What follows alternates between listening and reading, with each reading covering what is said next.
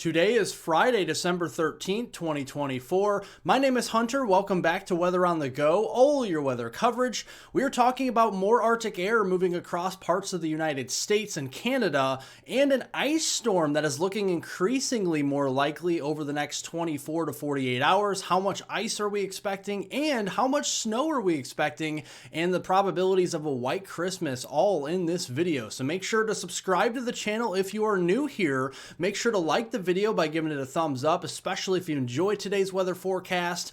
Make sure to share this video on social media with friends, family, and anybody that you know. Definitely much appreciated. And leave any comments, questions, and concerns below. We'll always get to those after the video. So right now, your low temperatures this morning, this is what we woke up to. Sub-zero lows across parts of Minnesota and the Badger State of Wisconsin. But the feel-like temperatures making it feel like the double digits below zero, at times close to 20 below across parts of North Dakota, South Dakota, Minnesota, Wisconsin, parts of Nebraska here, Iowa into northern and even central Illinois this morning. Not as cold as the previous morning, so this afternoon it's a higher springboard of which to start, right? It's those small victories. We started a little bit warmer. We're going to end up a little bit warmer, albeit still going to be in the teens and the 20s for highs this afternoon, but a small step in the right direction as our wind chills will not be as frigid this afternoon. Notice yesterday we had a lot of those wind chills 10, 15 below all day. Well, our wind chills this afternoon are going to remain at zero or maybe just a handful of degrees below zero. So definitely an improvement from the last 24 hours, that is for sure. So there's the Arctic air that remains across the upper Midwest, the Great Lakes, Ohio Valley in the Northeast. We got the mild Pacific air in the orange and reds further off to the west and the south. That'll continue to move its way to the east as we go into Saturday. We still have that Arctic air remnant, albeit, modest Arctic air across Quebec and also the Northeast, and moderating temperatures further west. And then look at Sunday. Yeah, Sunday we're seeing that Pacific air across those areas that had the Arctic air there previously in the upper Midwest, and we're really seeing a nice rebound in our temperatures. And so much so as, yes, we're going to actually see temperatures above freezing again. Look at that. Des Moines at 33 and 34 degrees in the afternoon there in Cedar Rapids, Iowa City, Iowa, 34 in the lakefront there in Chicago, and 48 closing in on 50, believe it or not, in the Lexington, Richmond area. And you look further south, 61 into the Jackson, Mississippi region. And then we get a little bit more of a bump in our numbers as we go into Sunday. Look at the freezing line all the way up to the Twin Cities at 32,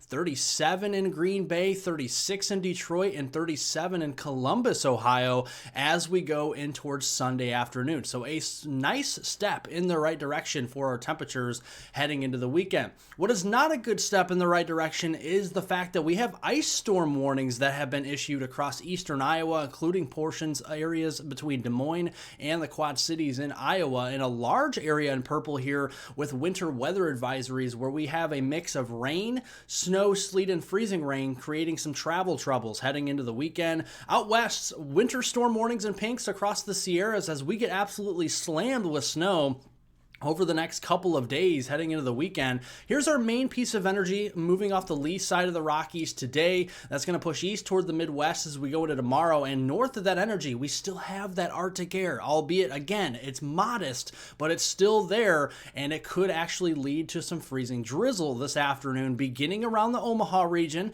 and down here into Lincoln, Nebraska, and then starting to spread north and east from there as we have that warm air advection. We're warming up our temperatures, but we're still seeing the cold air remaining in place at ground level. So above, temperatures are warming up. On the ground, it is still pretty chilly, so that will fall as rain, and then we'll see more of that freezing rain.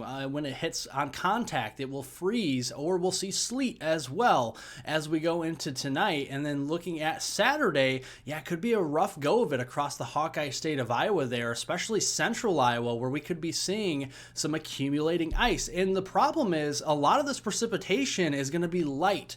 That is better for ice accretion. When you have light precipitation, versus heavy freezing rain, because heavy freezing rain just runs off. The ice accretion level isn't as high. So that is definitely something to keep an eye on into Saturday morning. Saturday night, that moves over to the east. Not really looking at an ice storm per se for Wisconsin or Michigan, but we still could have some freezing drizzle briefly before we change that over to rain, or maybe even just a mix of rain and snow as we go into Saturday night.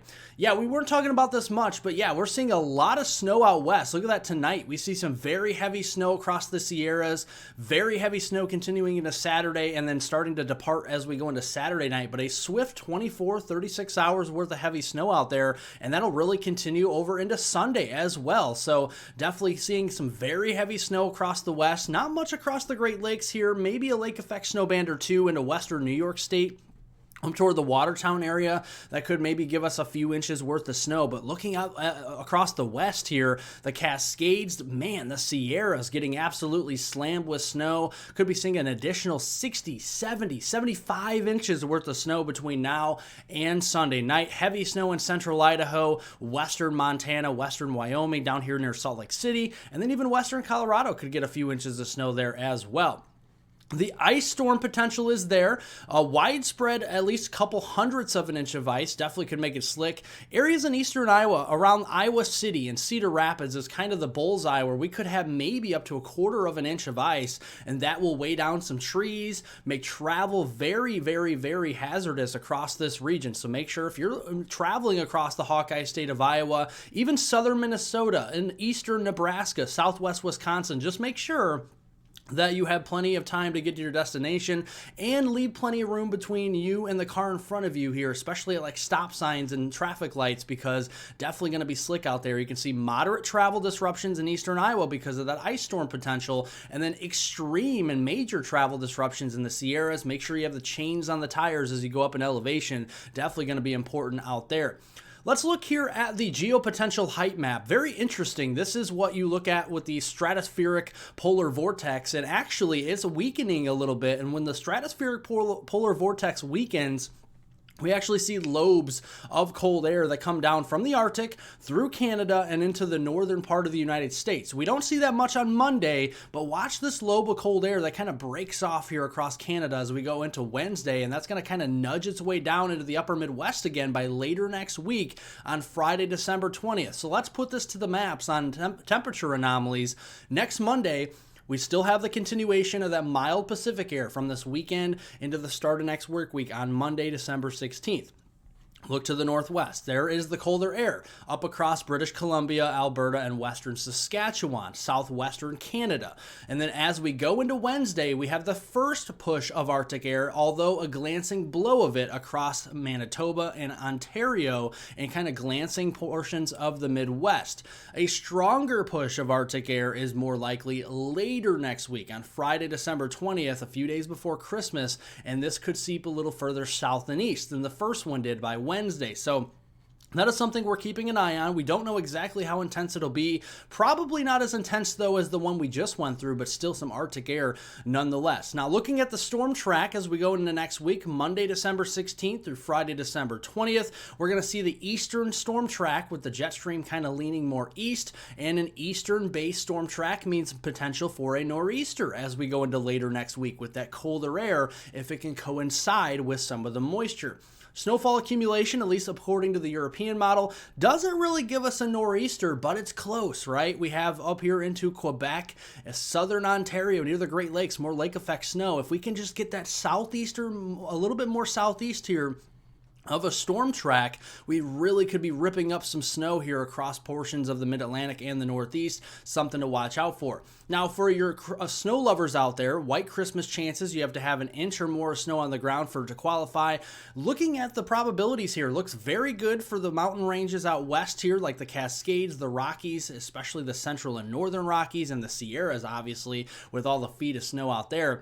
The upper Midwest maybe is still a decent chance. Probabilities are going down before our very eyes. In Chicago, for example, down to around a 40%, was just 50% the other day. New York City still hanging on to a chance, 20-30% chance for you. And up here in Toledo, you still have a 50-60% chance of a white Christmas here. So don't lose hope yet. Still plenty of time, but we are also running out of time in some of these areas. I think it'll be very tough to get heavy snow or at least an inch of snow for a white Christmas here south of the I-80 corridor in the United States this year. So that's something we're going to watch out for and update you on as we get closer. Thank you for watching. Make sure to subscribe and check back often for updates as we keep you updated on snow, ice, rain, everything here that you need to know on this channel. Also share this on social media with friends, family, and anybody that you know. Like the video, very important. Press the thumbs up button down below, especially if you did enjoy it, and also leave any comments, questions, and concerns below. I will chat with you there, and you can chat with me, and we can get some weather talk going. All right, so thank you all for watching. Have a wonderful rest of your Friday.